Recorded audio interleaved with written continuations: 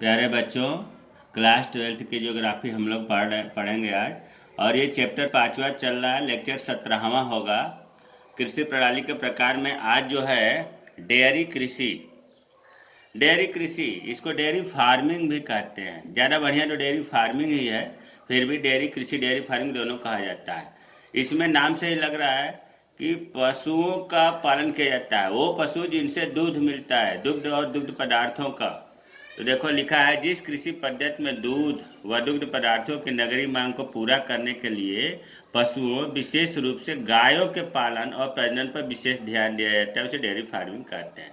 तो रटने से काम नहीं चलेगा। डेयरी फार्मिंग वो है जिसमें दूध व दुग्ध पदार्थों को नगर मतलब शहरों में पूर्ति करने के लिए पशुओं को पालन किया जाता है, उसे डेयरी फार्मिंग कहते हैं। इसकी विशेषता क्या है? पहली विशेषता यह है कि डेयरी फार्मिंग दुधारू पशुओं के पालन पोषण का उन्नत एवं दक्ष प्रकार है। डेयरी फार्मिंग में दुधारू पशु रखे जाते हैं ताकि अधिक से अधिक दूध देने वाले। डेयरी फार्मिंग का कार्य नगरीय एवं औद्योगिक केंद्रों के समीप किया जाता है, क्योंकि यहाँ खपत ज़्यादा है। डेयरी ऐसा नहीं है कि नगर से या शहर से बहुत दूर देहात में खोला जाएगा। ज़्यादातर ये शहरों के पास या जहाँ उद्योग चल रहे हैं वहाँ डेयरी फार्मिंग खोला जाता है। क्यों? क्योंकि शहरों में या औद्योगिक केंद्रों में इसकी खपत ज़्यादा है, मांग ज़्यादा है। तीसरा, इसमें पशुओं के स्वास्थ्य, प्रजनन एवं पशु चिकित्सा पर भी अधिक ध्यान दिया जाता है। इसमें पशुओं से हमें अधिक से अधिक दूध उत्पादन करना है तो उसके स्वास्थ्य पर तो ध्यान देना ही पड़ेगा। बीमार होते ही तुरंत दवा करानी पड़ेगी। प्रजनन, अच्छे नस्ल प्राप्त करने के लिए हमें प्रजनन पर भी ध्यान देना पड़ेगा। पशु चिकित्सा पर भी ध्यान दिया जाता है। और विशेषता, इसमें पूंजी की अधिक आवश्यकता होती है। पूंजी की अधिक आवश्यकता होगी। डेयरी फार्म ऐसे थोड़े नहीं खुलेगा। अगर अच्छे किस्म के पशु रखेंगे तो पूंजी तो लगेगी ना, और एक पशु तो रखा नहीं जाता है। डेयरी उद्योग खोला जा रहा है तो ढेर सारे पशु रखे जाएंगे, इसलिए पूंजी की आवश्यकता होगी। डेयरी फार्मिंग के 3 प्रमुख क्षेत्र हैं।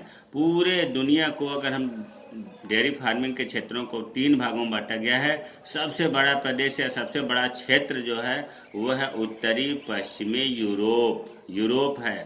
दूसरा क्षेत्र कनाडा, और तीसरा क्षेत्र है न्यूजीलैंड, दक्षिण पूर्वी ऑस्ट्रेलिया और तस्मानिया। तीसरे क्षेत्र में 3-4 देश हैं। तो एक दूध उत्पादन का क्षेत्र है।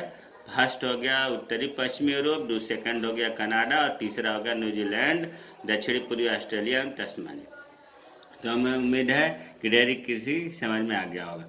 अब है सब्जियों की खेती एवं उद्यान कृषि। देखो इसमें 2 चीज़ एक ही में लिखा गया है, सब्जियों की खेती।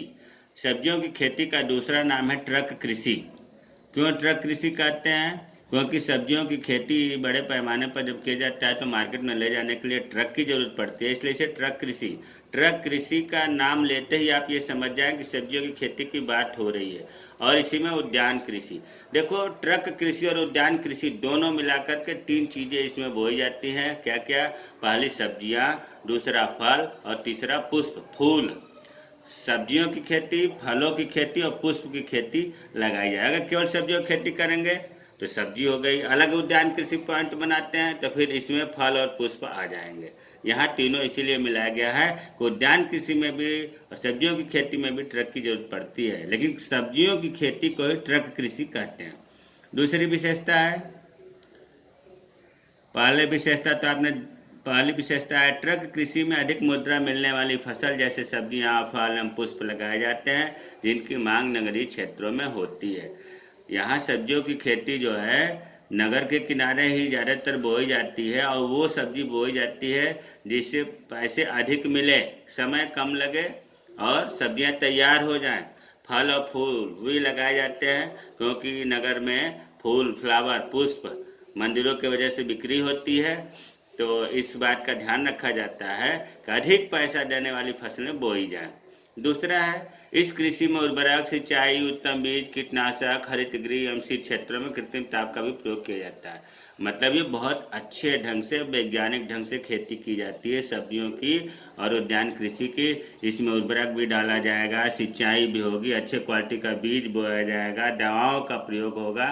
एक आता है हरित गृह एवं शीत क्षेत्र। देखो हरित गृह, ग्रीन हाउस इफेक्ट, इसका मतलब होता है जैसे मान लो कि फूल गोभी की नर्सरी डालनी है और टेम्परेचर बहुत ज़्यादा है तो हरित गृह, ग्रीन हाउस एक घर बनाया जाता है। उसमें टेम्परेचर जितना चाहें उतना फिक्स किया जाता है, उतना ही टेम्परेचर रहेगा। तो मान लो अधिक गर्मी पड़ रही है और कोई ऐसी फसल तैयार करनी है पौधशाला जिसकी टेम्परेचर कम चाहिए, तो इस हरित गृह में तैयार कर लेते हैं। शीत क्षेत्र मतलब कोल्ड स्टोरेज, लंबे समय तक भंडारण करने के लिए शीत क्षेत्रों का भी प्रयोग किया जाता है, इनकी जरूरत पड़ती है। तीसरी विशेषता, इस कृषि में गहन कृषि पद्धति अपनाई जाती है। गहन कृषि का मतलब होता है कि शहरों के किनारे जमीन थोड़ी होती है और सब्जियों की खेती की जाती है। एक फसल के कटने से पहले दूसरी फसल बो दी जाती है, इसे ही गहन कृषि पद्धति कहते हैं। खेत कभी खाली नहीं रखते हैं। जैसे मान लो आलू बोया गया है तो 2 आलू के जो कूड़ बने हुए हैं उसमें अगली फसल भिंडी बो दी जाएगी। भिंडी कटने से पहले उसमें तीसरी फसल कुछ और बो दी जाएगी। एक फसल कटने से पहले दूसरी बोई जाती है, उसे गहन कृषि कहते हैं। चौथी विशेषता है, इस कृषि में अधिक श्रम एवं पूंजी की आवश्यकता होती है। इसमें सब्जियों की खेती हो रही है, एक फसल कटने से पहले दूसरी बोई जा रही है, तो निश्चित रूप से इसमें श्रम की ज़्यादा जरूरत पड़ेगी, पैसे की ज़्यादा जरूरत पड़ेगी। पांचवा विशेषता है, इस कृषि में खेतों का आकार छोटा होता है। शहरों के पास तो वैसे ही खेत महंगे होते हैं, इनका आकार छोटा होता है, छोटे खेत में ही ये खेती होती है। इस कृषि में खेत अच्छे यातायात साधनों के द्वारा नगरों से जुड़े होते हैं। ये खेती तो वहीं पर होगी जहाँ सड़कें होंगी और वो सड़कें शहरों से जुड़ी होंगी, यातायात साधन भी होंगे, तभी तो ट्रक जाएगा आएगा। अगला है भूमध्य सागरीय कृषि। देखो नाम से लग रहा है कि भूमध्य सागर के आसपास, भूमध्य सागर के समीप जो खेती की जाती है उसे भूमध्य सागरीय कृषि कहते हैं। पहली विशेषता है कि यह कृषि भूमध्य सागर के समीपवर्ती क्षेत्रों में की जाती है। दूसरी विशेषता यह है, आपको 11वीं में बताया गया था कि भूमध्य सागरीय कृषि की विशेषता होती है कि यहाँ खट्टे फलों का उत्पादन किया जाता है, विशेष रूप से अंगूर का। उसके बाद अंजीर, जैतून की भी खेती की जाती है। भूमध्य सागरीय क्षेत्रों में अंगूर फेमस है, अंगूर की खेती होती है। अंगूर किस काम में आता है? अंगूर से मदिरा, मदिरा मीन शराब बनाने में, मुनक्का बनाने में, किशमिश बनाई जाती है। देखो बच्चों, अंगूर 2 तरह का होता है, एक बीज वाला, दूसरा बिना बीज वाला। बीज वाले अंगूर को जब सुखाते हैं तो मुनक्का होता है, बिना बीज वाले अंगूर को जब सुखाते हैं तो किशमिश होती है। अगला है, शीत ऋतु में जब यूरोप और यूएसए में फलों एवं सब्जियों की मांग होती है तब उनकी पूर्ति इसी क्षेत्र से की जाती है। जब जाड़े का मौसम चलता है, यूरोप और संयुक्त राज्य अमेरिका में फल और सब्जियों की मांग होती है, तो इसी भूमध्य सागरीय क्षेत्रों से अमेरिका में और यूरोप में फलों की सप्लाई होती है, पूर्ति की जाती है। भूमध्य सागरीय क्षेत्र में शीतकालीन वर्षा होती है, इसके बाद लंबी ग्रीष्म ऋतु होने के कारण फल रसदार और मीठे होते हैं। ये देखो पांचवा मैंने अपने मन से जोड़ा, किताब से अलग है, ये बहुत महत्वपूर्ण है। ये भूमध्य सागरीय कृषि ऐसा क्षेत्र है भूमध्य सागर के आसपास कि यहाँ जाड़ों में वर्षा होती है और कहीं जाड़ों में वर्षा नहीं होती है, लेकिन भूमध्य सागरीय क्षेत्रों में जाड़ों में वर्षा होती है। तो होता क्या है कि जैसे अंगूर फल उस समय फल आ चुका रहता है और जब जाड़ों में वर्षा होती है तो इनमें पानी भर जाता है। अंगूर में, फल में, अंगूर के फल में बारिश होने की वजह से पानी भर जाता है, रस बन जाता है, और जैसे ही ये जाड़ा ख़त्म होता है लंबे समय तक गर्मी पड़ती है और इसमें जो फल में रस भरा होता है, गर्मी के कारण वो रस पक जाता है और फल बहुत ही रसदार और मीठे होते हैं। पूरे विश्व में सबसे अच्छी क्वालिटी का अंगूर भूमध्य सागरीय क्षेत्रों में पाया जाता है, क्योंकि जाड़ों के वर्षा के होने के कारण से ये रस भर जाते हैं और आगे गर्मी में ये रस पक करके मीठे हो जाते हैं।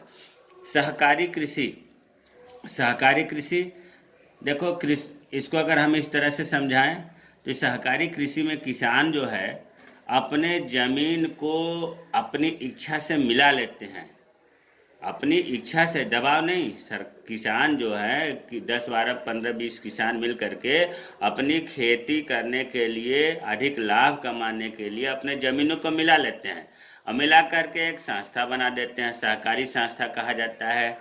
और सब लोग उसमें मिल करके खेती करते हैं।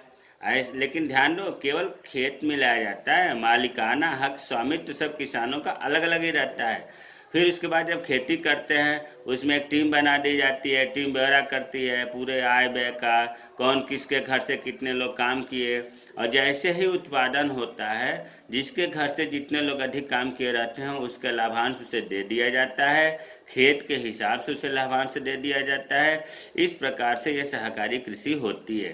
सहकारी कृषि का इस समय सबसे ज़्यादा पूरे विश्व में डेनमार्क में चल रहा है।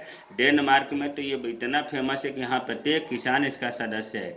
इसके अलावा Italy, Norway, Sweden, Denmark, Netherlands, Belgium में भी सहकारी कृषि होती है। भारत में सहकारी खेती नहीं होती है। तो सहकारी खेती जो है बहुत ही महत्वपूर्ण है। सहकारी खेती में 2-3 बातें ध्यान रखिए कि किसान जो है अपनी इच्छा से अपने ज़मीन को मिला करके और एक संगठन समिति तैयार करके खेती करते हैं, और जब इनकी इच्छा होती है तो अपना अलग भी हो जाते हैं। उसमें प्रतिदिन का ब्यौरा, आय व्यय, किसके घर से कितने लोग कार्य किए, संचालन समिति रिकॉर्ड रखता है। उत्पादन होने के बाद उसको उसके हिसाब से, काम करने के हिसाब से, ज़मीन के हिसाब से उसका पारिश्रमिक दिया जाता है। जय हिंद, जय भारत।